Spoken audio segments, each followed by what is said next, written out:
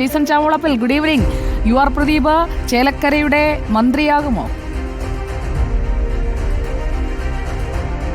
Good evening Sujaya. UR Pradeep ചേലക്കരയുടെ മന്ത്രിയാവുമോ ഇല്ലയോ എന്ന് ഇന്നലെ ഉച്ചയ്ക്ക് ശേഷം മണ്ഡലത്തിലെ വോട്ടർമാരും പൊതുജനങ്ങളും ചോദിച്ചു തുടങ്ങിയിട്ടുണ്ട്.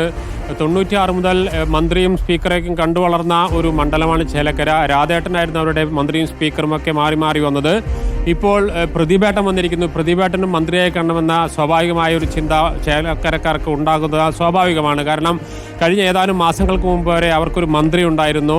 ആ മന്ത്രിയെ രാജിവെപ്പിച്ചിട്ടാണ് ലോകസഭയിലേക്ക് വിട്ടത്. അതിന് പകരം ഞങ്ങൾക്കൊരു മന്ത്രി വേണമെന്ന് തന്നെയാണ് അവിടുത്തെ ആളുകളുടെ ആഗ്രഹം. അതിനുള്ള പ്രധാനപ്പെട്ട ഒരു കാര്യം, വളരെ പിന്നോക്കാവസ്ഥയിൽ നിൽക്കുന്ന ഒരു മണ്ഡലമാണ് ചേലക്കര.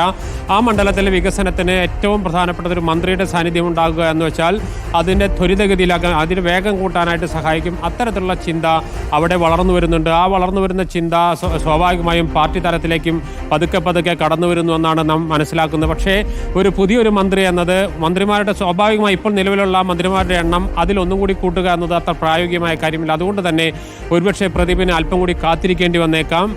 ഒരുപക്ഷെ മന്ത്രിയാകില്ലായിരിക്കും. ഏതായാലും മന്ത്രി വേണമെന്ന, മന്ത്രിയാക്കണമെന്ന ഒരു ചിന്തയിലേക്ക് പതുക്കെ പതുക്കെ കാര്യങ്ങൾ അടുക്കുന്നുണ്ട്. ഇതിനുള്ള അടിസ്ഥാനപരമായ കാര്യം എന്ന് പറയുന്നത് ഈ ഉപതെരഞ്ഞെടുപ്പ് പ്രചാരണത്തിൻ്റെ ഘട്ടത്തിൽ വലിയ വിവാദമായി ഉയർന്നു വന്നിരുന്നു. പട്ടികജാതി വിഭാഗത്തിൽ നിന്ന് ഒരാൾ മന്ത്രിയാക്കണമെന്ന്. CPM-ഉം LDF-ഉം അത്തരത്തിൽ പട്ടികജാതി വിഭാഗത്തെ വലിയ രീതിയിൽ തഴയുന്നു എന്ന ആരോപണവുമായി കോൺഗ്രസ് രംഗത്തെത്തിയിരുന്നു.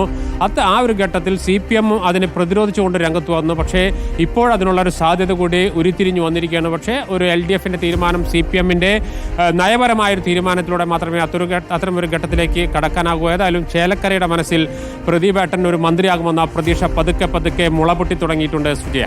ഓക്കെ, അത് മുളപൊട്ടി നാം വിട്ട് കതിരിടുമോ എന്നറിയാൻ നമുക്കും കാത്തിരിക്കാം. Thank you Jason.